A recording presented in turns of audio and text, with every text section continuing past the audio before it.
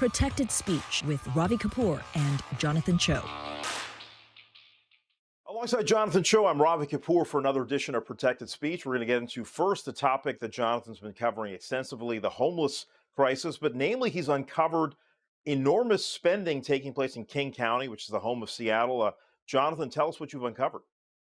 So what I ended up doing is that I did a deep dive into sort of the numbers, and it was just staggering to see that the KCRHA paid its providers last year alone more than $100 million to do outreach and provide services and so on and so forth. But there's now questions about the effectiveness. You're going to spend that much money, and what do you have to show for it? And on top of that, I found another document uh, essentially, showing the salaries of these executives and Dones made more than $40,000. So I think this is where the term homeless industrial complex comes from, too big to fail. So again, we're really talking about what's going on here and how this agency moves forward and what homeless outreach is going to look like in this region. So, Jonathan, I mean, obviously, we know there's a lot of spending going on around the country, especially in major cities. Uh, a lot of the political leaders are touting the kind of spending they're doing to try to alleviate the crisis. What is new about this information in the sense that we have a sense that there is a lot of spending going on, but what was remarkable about this disclosure to you? Well, it's being spent in the wrong ways because ultimately the strategy, which is failing, which is pretty much being used by all these, Democratic run cities, is the so called housing first strategy. Basically, it's to, in theory, get all the homeless into housing and then they can work on the problems like mental health issues and addiction and, so on and so forth. But the problem with that model is, first of all, you can't build your way out of this. You can't build housing fast enough. And number two, none of these, um, y- you know, I guess what's the right word? Solutions to address this crisis are required. For example, if you have a fentanyl addiction, you go into this, housing first, location. You're not required to get help. You only do it when you're ready. So it's just not working right now, and all this money is being poured into these, failing solutions, and now even more taxpayer dollars are being requested, and it's just not working. So the question people are asking now, finally, they're waking up and saying, it's not working. Why are we still going after these failed policies? But is the alternative just having people on the street? I mean, what is the reality? I mean, if you're addicted and you may not have the ability to fully comprehend your own life, right? You're not fully conscious. Yeah, What there's do you got do to to be a help these people? focus on recovery and requirements, and those are the two words that are just not being focused on right now. Today, President Biden and the White House just announced the White House plan to assist multiple cities, including Seattle, Chicago, San Francisco, with this homeless crisis because they're starting to realize it is a national epidemic right now. Yet even the Biden administration is doubling down on this housing first policy, and I'm on the front lines every day, and you know that here in Seattle. And I've been to places like San Francisco, LA, Portland, Chicago, New York, and I've seen this firsthand. And housing first is just not working. And the other piece that's not working is harm reduction, where they're basically now giving away on the taxpayers' dollars dime all of these needles and meth pipes. And I get it. Nobody wants to see anyone get a disease or overdose. But again, there are no requirements to actually get help into recovery. Well, we're going to move to another topic here in another state. That's Montana, a state that we haven't really discussed much on this program, but they've just announced something that is not a huge surprise, but the fact that they're leading is perhaps a surprise here. Montana announced they're going to ban TikTok. Now, I know we've had a federal government initiative to ban TikTok on government devices, but this is a huge change, and it's obviously going to lead to a lot of scrutiny, I'm sure litigation. TikTok, obviously, the parent company has ties to China. The U.S.-China relationship certainly strained in light of COVID and any number of issues that we can discuss on this program. But the fact that it's now going into technology, I mean, we've had a lot of U.S.-China cooperation over the last few decades, but TikTok seems to be this sore spot for so many. But meanwhile, when you have government hearings, and they had a government hearing that we've covered here, where the TikTok CEO has basically said, look, we have a lot of folks in the United States that are being employed by TikTok, and all of this information uh, may be accessible globally, may be accessible to China, but a lot of things are here in the United States. So this debate rages on. I want to get your take on this, Jonathan, because uh, you know, it is software. It is people have free will choices. To use a phrase you like to use TikTok. It's just like Twitter or YouTube or anything else. Why should a government regulate a social media site? Well, the problem is spying. That's the allegation that the parent company ByteDance, owner of TikTok, is compromised by the CCP. And there's already been evidence. A few Forbes journalists earlier this year uncovered that they were being tracked on their mobile devices via the TikTok app. So that's ultimately what kind of broke open the floodgates. It's also what's led to congressional hearings where the CEO showed up and testified again, adamantly denying that ByteDance and TikTok are spying on American citizens. But at this point, can we really trust China? I mean, what do you think? Why do you think this is happening? Well, I mean, I don't think that. Here's the thing: we have had, as a country, a huge back and forth with China over the last. I mean, you go back to Nixon, really. So, really, over the last 50 years, the doors have been open. I mean, I was having a conversation with a gentleman the other day. We were at a restaurant, and he's like, "Take a look around you. All these products." He figured about 80% of the products at that restaurant were manufactured in China. So let's not just talk about software. Let's talk about everyday lives, the comforts that we have, all the stuff at Walmart, all the stuff at so many furniture stores and all these venues that we consume. We may not even be, we might be oblivious to the impact China has Yeah, had well, on that this was the country. trade-off, right? Looking back, it was a Faustian deal as far as I'm concerned, because what we did was we wanted cheap goods, and at the cost of cheap labor, we turned the other eye at all the human rights, we turned a blind eye to all the human rights violations, and now China's taken all our intellectual property in the process as we're sending over all the designs and so on and so forth. And now China's rising as a superpower. So of course now America's concerned, and they should be. This is a big issue. I mean, my question to you is, your platform, your media platform, Diya TV, is on TikTok. Are you still going to use TikTok despite all these I mean, I concerns? personally don't. I've almost entirely stayed off social media myself, just because I know. Do you just First pay of all, people to use your TikTok? it's a time suck for me personally, but for the company, I think we all, if you're in the media business, and we're going to talk to another media guy here in just a moment, Jesse Friedman. But if you're in the media business, you got to reach people where they are now. There's not one single funnel. We don't have a three-channel universe anymore. We But is it have. worth the trade-off on this? Are you going to stay on TikTok? That's my I, question. I I think certainly as a company, we need to go where people are. And I should mention one of the arguments being made in Washington is that when you have hundreds of millions, I mean, we're talking like 150 million Americans on the platform.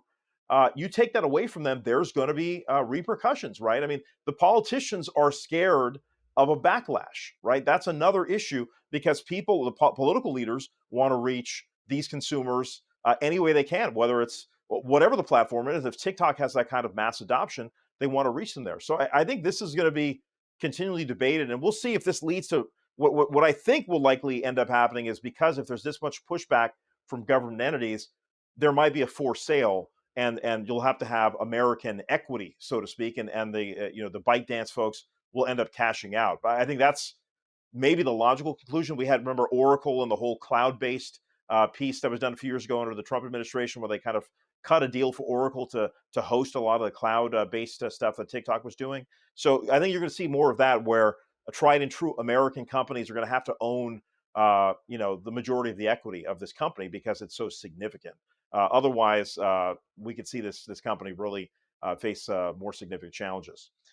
Now we're going to turn to a completely different direction, but it is media related. We're going to now get joined here by Jesse Friedman, who's a beat writer for the Arizona Diamondbacks. Jonathan and I have not had the pleasure to talk about baseball or a whole lot of sports on this program, and the thing is, we both love sports, cover it a lot, have covered the NBA Finals over the years, among other things, even the Stanley Cup. But we're really glad to bring Jesse in, who's piped in from Arizona before a Diamondbacks game. Hey, Jesse, I'm glad you could make some time for us. This is a new media landscape. You work for a company called PHNX, a company that probably didn't exist, a decade ago, and yet the conversations in the sports media landscape are being led by a lot of social companies. We see the impact Jonathan's had in Seattle on changing the discourse. I mean, he's made a huge impact, largely by using his Twitter account.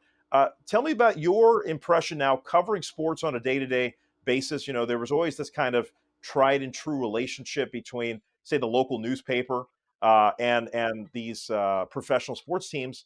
Uh, do they embrace you to the same degree that, let's say, in San Francisco, like the Chronicle and the 49ers, the Giants were kind of lock in step? Do you get that same kind of feel today as a new media guy?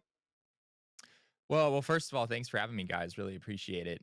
You said we maybe weren't around a decade ago. We weren't around 3 years ago. In fact, PHNX launched in September of 2021, so we are very much the new kid in town here in Phoenix. But yeah, I would say as far as how we're perceived being, not a traditional radio station, not a blog. We're kind of something a little bit different than what you'll find out there in the media landscape. There are definitely certain, I think people just like casually in conversations, people ask me all the time, like, oh, so like you're on the radio, right? And I'm like, no, we're not on the radio. And then they ask, oh, so you're on TV then, right? Because you have video. And ironically, today, I guess that is actually the case. But normally it is not. Normally we're on YouTube, we're on social media, we're on Twitter, Instagram, Facebook. And as you guys were talking about earlier with your conversation with TikTok, this is where people are, right? This is how you reach people in this day and age. And, the sports media world, I think in a lot of ways has been sort of resistant to that evolution, right? We have to be willing to adapt the way that we do our work to reach people where they're at today. And today, that's what that means. It means being on YouTube. It means being on social media. It means not necessarily feeling like you have to communicate using the ways that we always have, right? The mediums that we always have over the years. So yeah, I feel very fortunate to be a part of this, and excited to see where it goes for sure.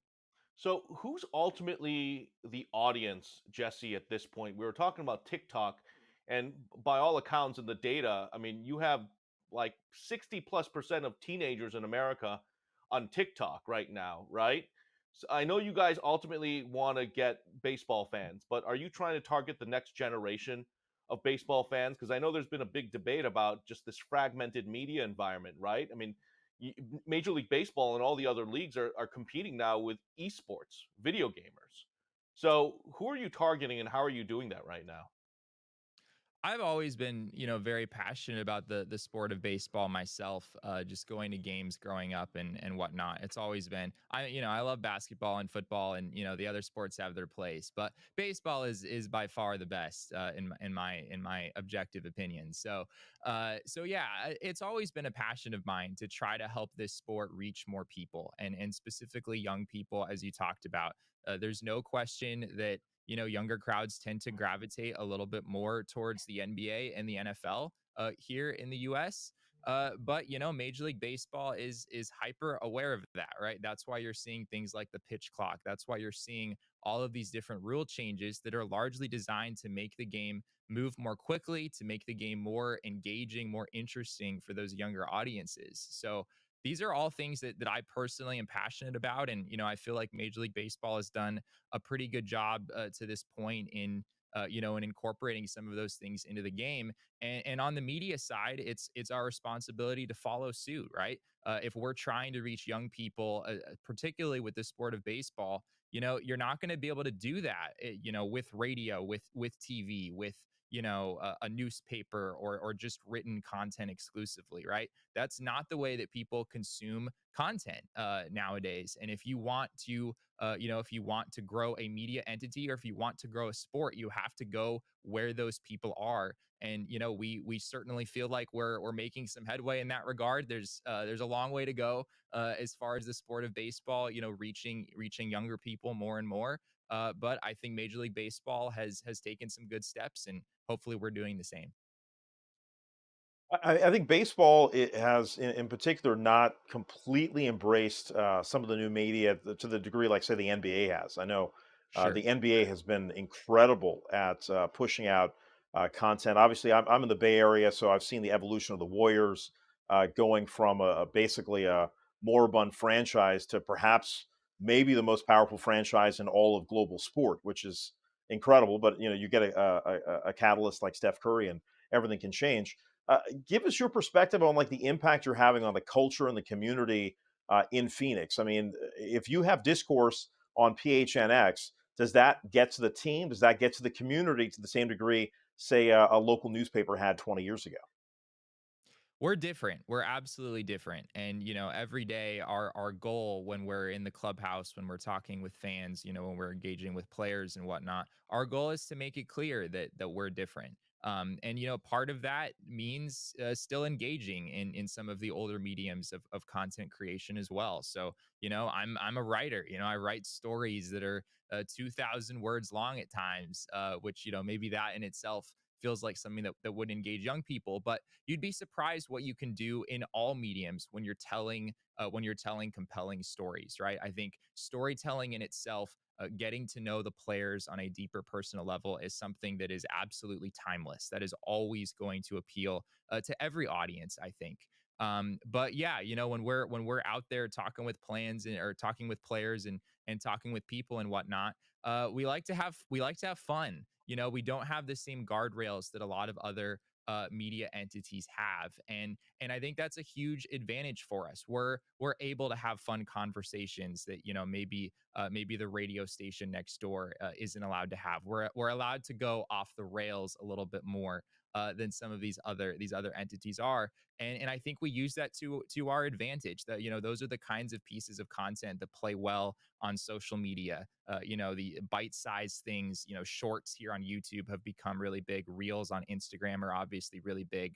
Those bite-sized pieces of content are also, a huge part of what we do. And yeah, we like to have fun more than anything else. The Diamondbacks have a player named Lourdes Gurriel Jr., not necessarily internationally known, but he has purple hair. And so my co-host Derek Montilla dyed his hair purple after the Diamondbacks had an above 500 record in April, and it's sort of been the talk of everyone seemingly over the last few weeks. We've talked with Lourdes himself about it. He got a kick out of it, and we have some fun clips and whatnot of him talking with Derek about how he needs to add more volume to his purple hair and whatnot in order to really make it look the way it's supposed to.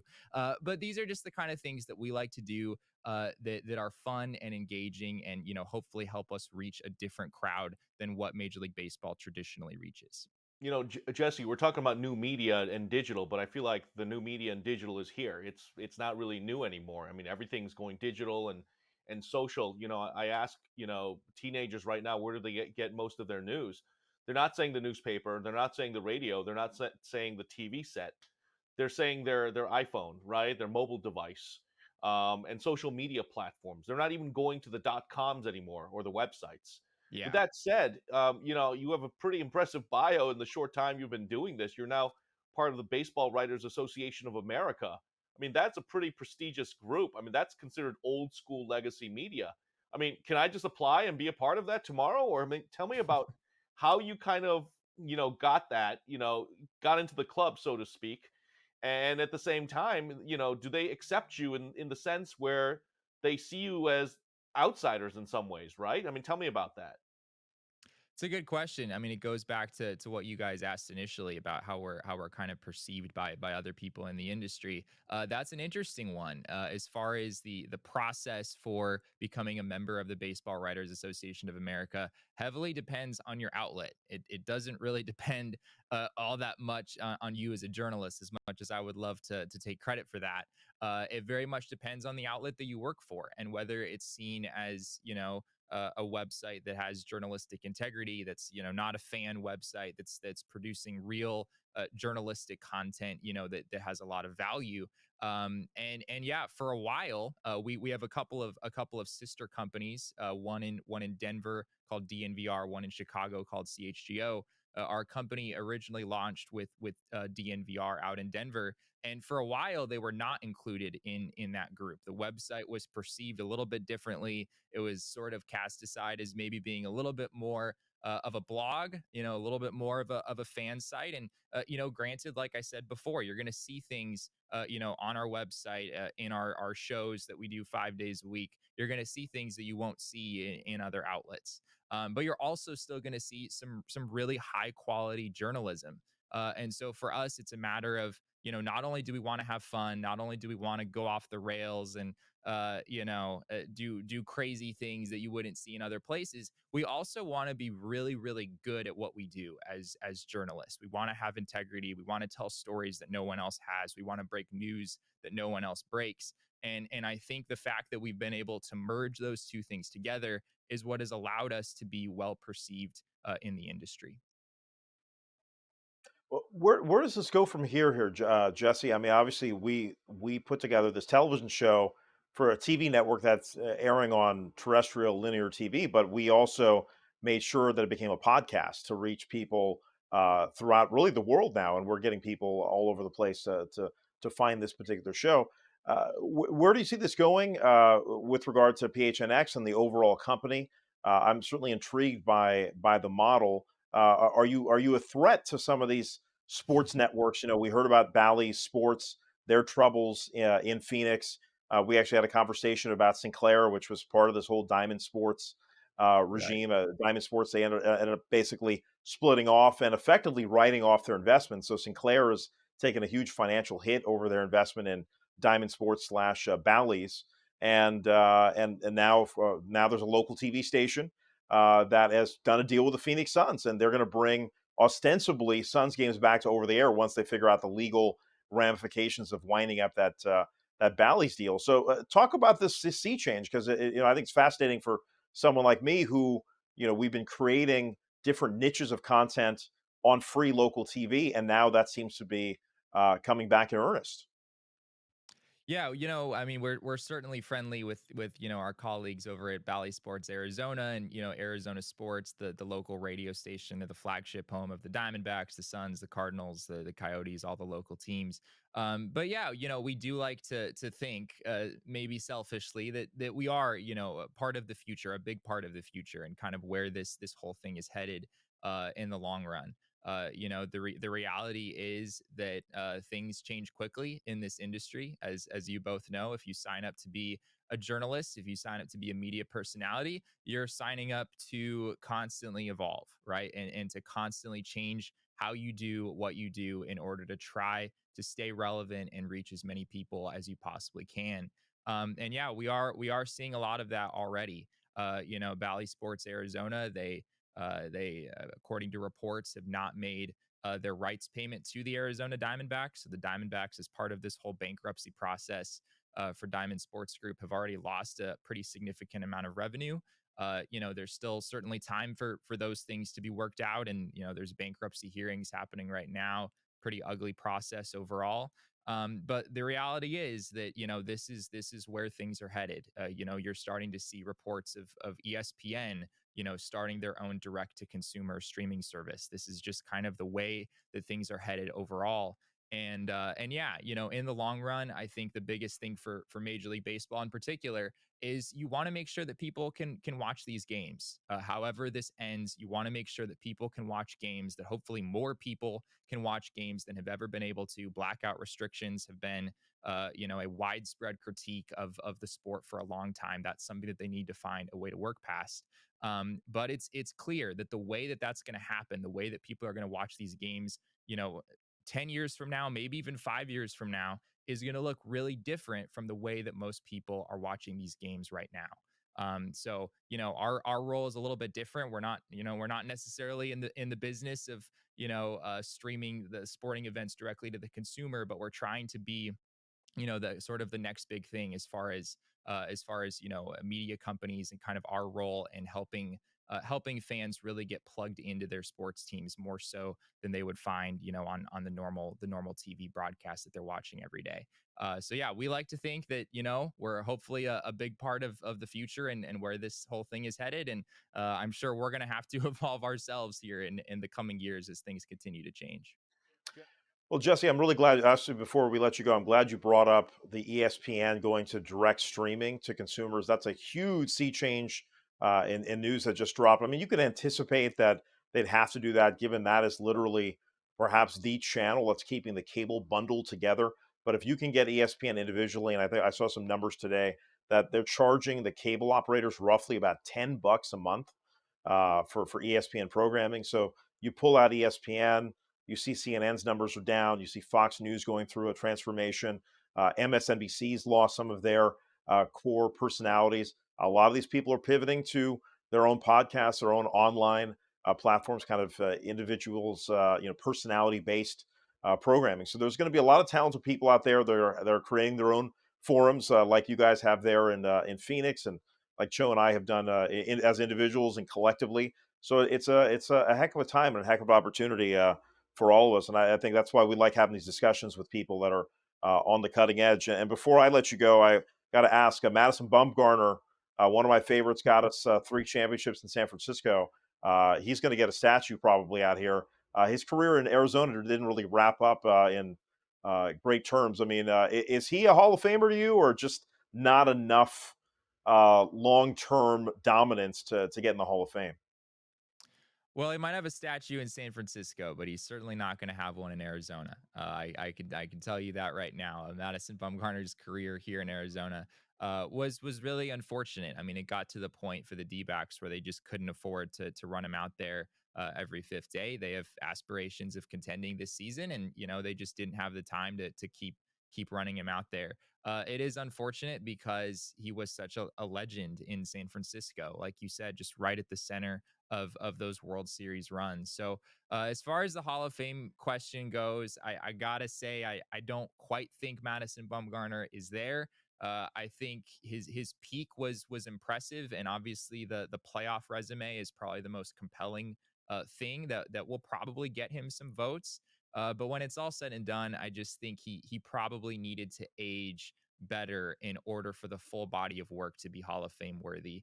But that doesn't take the 3 World Series rings away from San Francisco Giants fans, and he was certainly right in the center of that. And I'm sure Giants fans will remember what he did for forever. And I'll be upset if I don't ask you this. So Barry Bonds, I saw that man play. Best hitter I've ever seen.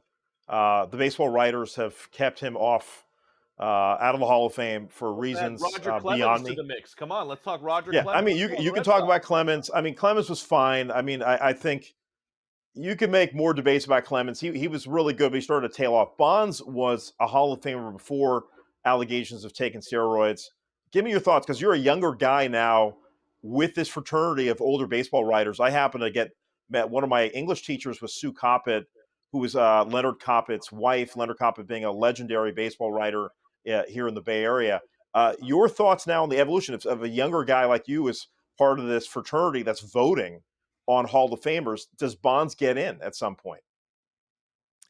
Does he get in at some point? I don't know. Probably not. Would he have my vote? Absolutely. He would have my vote. To your guys' point earlier, that was an era of baseball where Barry Bonds wasn't the only one, right? And frankly, there are other guys that, may have already been elected to the Hall of Fame who were, part of that group and were just never discovered. So I think you have to consider the era. You have to consider the context that Barry Bonds was in. And like you said earlier, he was on a Hall of Fame trajectory, even if none of this stuff had ever happened.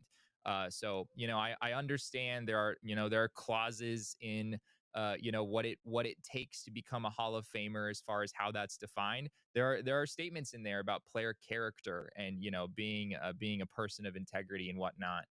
So I understand where people are coming from, but when you consider the context and just where baseball was at in the era that is now known as the steroid era, there's no question in my mind that Barry Bonds should be part of that group.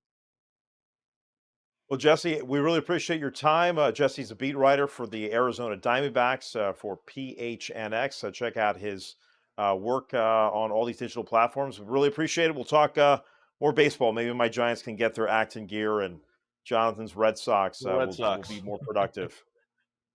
Sounds good, guys. Thanks. Thanks a lot, Jesse. All right, let's roll on. Another topic another topic we cover on a regular basis is the budding U.S.-India relationship. India is kind of that hedge against the dominance of China over the last 30 years, and certainly from a national security standpoint, when we talk about a TikTok ban, certainly India is in the mix just from a population standpoint. Now the biggest population in the world, and India looking to make shore up their border as well. They have this Quad alliance between Australia and the United States, and India going on. And Prime Minister Modi is coming now to Washington in late June. I heard rumors that he may make a pit stop in New York as well. But the primary activity he's going to have is to spend some time with the Biden administration and spend time at the White House. There's a couple of things that are interesting to point out. So Eric Garcetti got iced for a couple of years. Garcetti was the nominee for ambassador to India, and basically he was held off. Like the Senate just froze him out for 2 years. He finally got confirmed a couple of months ago, and so he's making the rounds, doing a sprint around India, doing your standard kind of PR tour, talking to Bollywood stars, visiting different. The victims of the 26/11 terror attacks. He went there to pay respect. So he's doing that whole gamut. But a lot of folks are wondering, Garcetti's role in going to India, because the Biden administration, if you read between the lines between what is said and what the activity is, while there's a lot of activity between the U.S. and India, when they talk to the political left, human rights is that buzzword that's always used. I mean, it continues to come up. Even though the U.S. doesn't get challenged on their human rights, it always seems to be a buzzword between the U.S. and India. And I'm fascinated by that dichotomy, because India is so important for the United States moving forward. And once again, I think this is going to be a topic of discussion between Biden and Modi when they sit down together. So, what do you think are the human rights violations in America that should be Well, highlighted? I mean, look, Jonathan, we cover it on this show. I mean, I think we can pick apart all kinds of countries. And I think that's where I think, we've talked about kind of the virtue signaling that takes place. A lot of it's online, a lot of it's by political elites. And I think to use an Elon Musk term, the laptop class, right? We have a laptop class that is passing judgment on all kinds of countries and the way they do business. And I think for all the pressure that India gets, and again, I've spent some time there, um, you know, some of the rumor mongering that goes on. I mean, I don't see it on the ground, but maybe I'm just isolated and I'm in a bubble. So I'm not going to say my experience of going to India is the end all be all, but I just find it fascinating that you see really hateful rhetoric. You see, a political analysis that just doesn't seem valid. And so that's why I'm wondering, again, very diverse country, all these languages, all these people, 1.4 billion people, you have all these opinions. It's a democracy. There's definite challenges, but I mean, we see challenges right here in the United States. Whether what you're seeing in Seattle, what we've both seen in Chicago, what we I see. mean, you I brought it lived in. up, so be specific. You're like not answering the question. What are the No, no, human no. I rights mean, violations? Just Jonathan, name it. listen. You don't We have to we give an have a explanation. Just name it. we have an enormous homeless crisis. We have an Okay. enormous drug crisis. Yep. We have we basically have an undereducated population. Why do you think the immigration situation is what it is?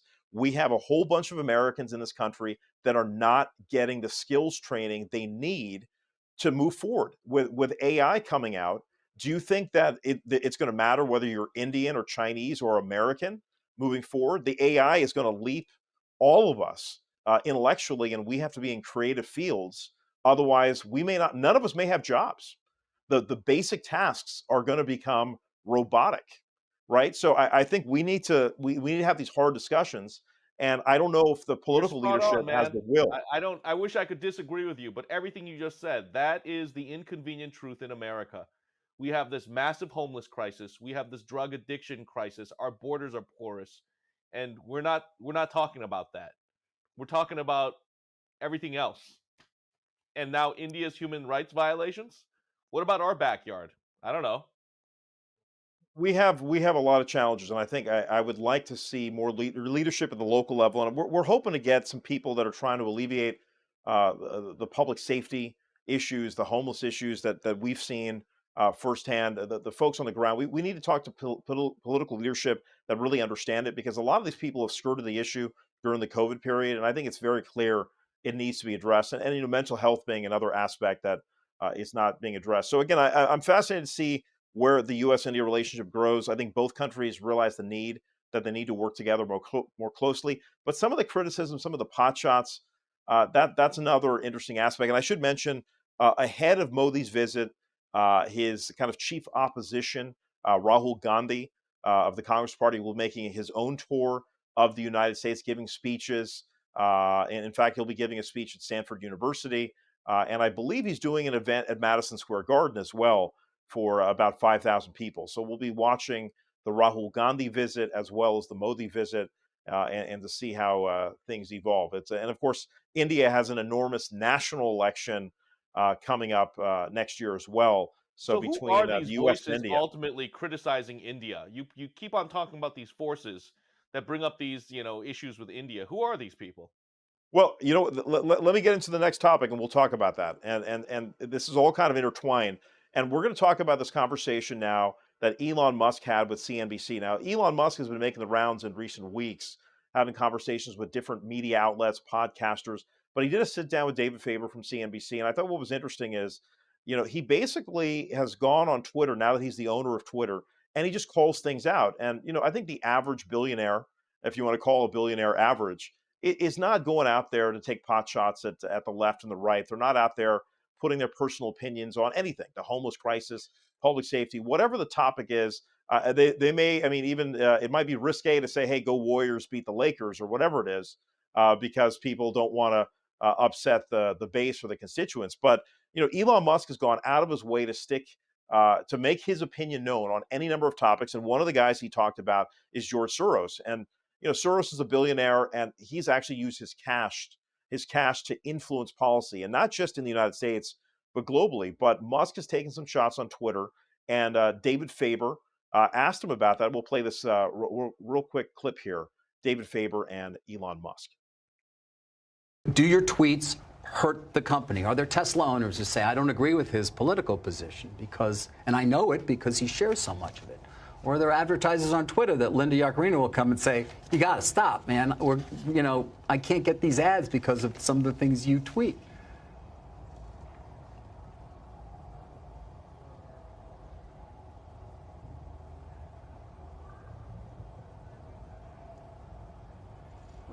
I'm reminded of there's a scene in The Princess Bride. Great movie. Great movie. Where he confronts the person who killed his father. And he says,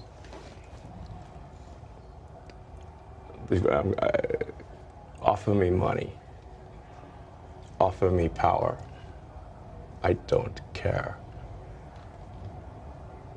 So you just don't care. You want to share what you have to say. I'll say what I want to say, and if the consequence of that is losing money, so be it.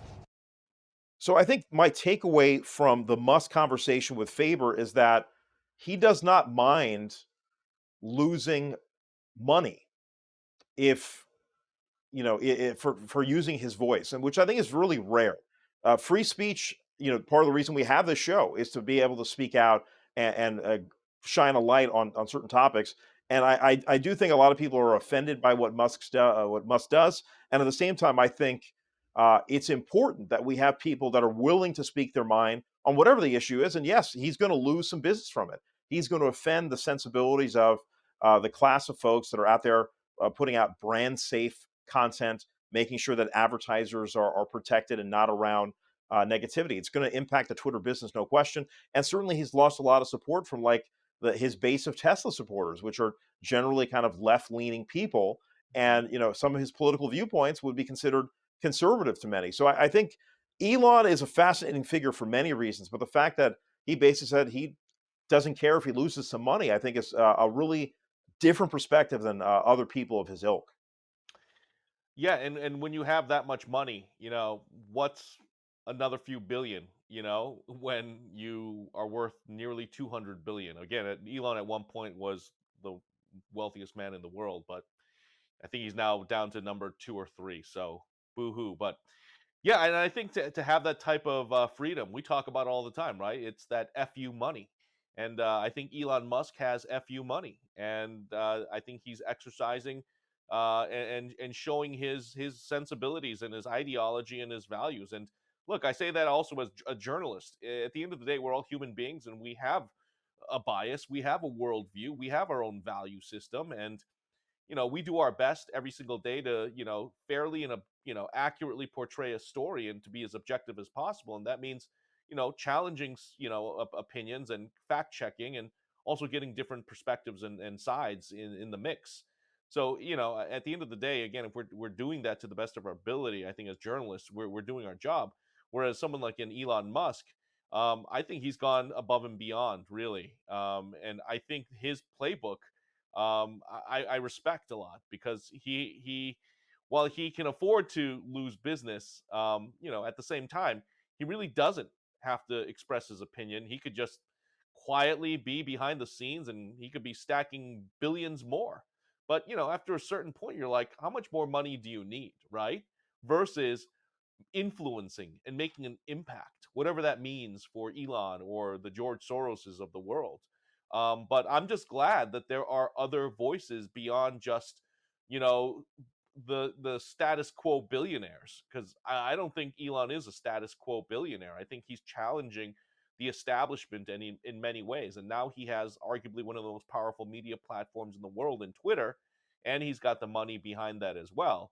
And of course, now Twitter has a new CEO, which has also come under scrutiny for her ties not only to the World Economic Forum but to legacy media at NBC. She was an NBC executive, and people are now wondering, what is she going to do? Is she going to turn Twitter quote unquote corporate?